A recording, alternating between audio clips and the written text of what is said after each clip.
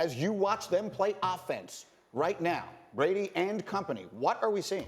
Well, they're an offensive line that has been decimated by injuries. That's first of all. Second of all, they miss Gronk and they miss those fullbacks, and they're slow on the outside. You can only cover up so much as an offensive coordinator when your offensive line is not playing well. And because of those injuries, they're not. You can't run by anybody, and your run game has been stifled because of the lack of being able to block on the edges and behind a fullback. And so the quarterback's been exposed a little bit more to a ton of pressure. No one's winning on the outside. You watch his completions, let alone the rushes. The completions are difficult, but he's under so much heat right now because this offensive line is playing poor. They're trying to patchwork it together. And they're 9-1 because of this, Greeny. The passes that Brady is completing are so tight windows, and he's still playing good enough where he's able to be accurate enough to find ways to fit those windows in there. But they're 9-1 because, one, no team in the NFL has started more drives past the 50-yard line. Short fields that they need to go capitalize off of because of the defense. I want to look at what are they doing with the ball when they get it. They're one of the worst teams in the NFL, yards per drive. They average like 22 yards per drive, right? So every time they get the ball, they average 22 yards. The Bengals, who are 0-11, average more yards per drive than the Patriots offensively.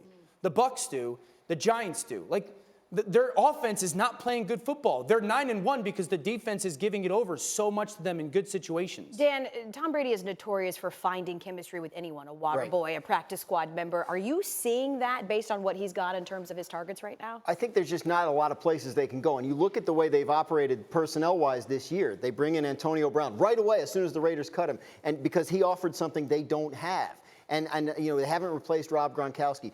Dan mentions the fullbacks. Sony Michel, their first-round pick from last year, they believe he's a guy that needs to run behind a fullback. Yeah. They've put 2 of them on IR already this year. So they cannot run their offense the way they want to. And I think Brady's frustration, a lot of it has to do with the inability to kind of elevate. Josh Gordon was there, was hurt, wasn't really a big part of things. Antonio Brown was there very briefly. He's seen glimpses of what it could be, but right now with what they have, they can't really stretch beyond what they are. Fixable, Spears? It's fixable, and you give them benefit of the doubt, obviously, because they're the Patriots. Here's the issue, though, and I've asked this question to a lot of people.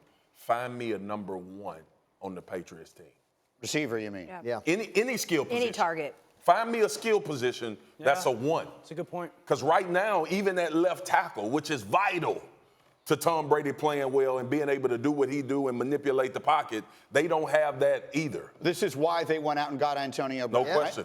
No question. And when you don't have guys like that, these are the things that come up. And but what happened to Mohamed Sanu was going to make them an instant Super Bowl I didn't think none of us thought, but none of us thought they would struggle like this. Even when they decided to move on from AB, everyone was like, they're going to be fine. Guys, it's the offensive line, it's the tight end, and the fullback. They have forever made sure that their skill positions were superstars. Yeah. And they're still headed to the Super Bowl. Look, I'm a fan of a team in the AFC East, so I find this so funny. We're sitting here bemoaning the fate of the New England Patriots. They're 9-1 for crying out loud. They've lost 1 game to a team that we all acknowledge right now is playing better than any team in the National Football League. They just went into Philly and played a pretty good team. The Bengals, every time they get the ball, have more success yardage-wise than the Patriots. That's because half the time they're starting on their own 5-yard line. The Patriots are starting on the other 5-yard line. What are you doing with to go? But what are you doing with the football when you get it? All I'm saying, I understand there are problems. I'm just saying you can start picking apart the problems of a lot of teams in the NFL. Yeah. They've won 9 of the 10 games. But they are only measured by whether they can contend and compete and win a Super Bowl. What is their standard? And they're 9-1 on the backs of a historically. Of course they'll win 12. Back to what I said, I give them benefit of the doubt. For sure. Listen, I feel like we've had this conversation before, like last year. Like, you know, there's a period of time last year. Brady was really struggling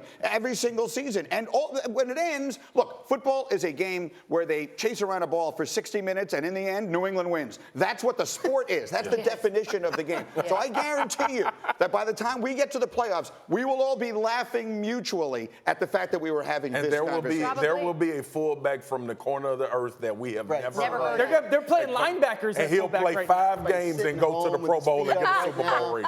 And Belichick will be like, all right, appreciate you for these 6 weeks, back to where you were.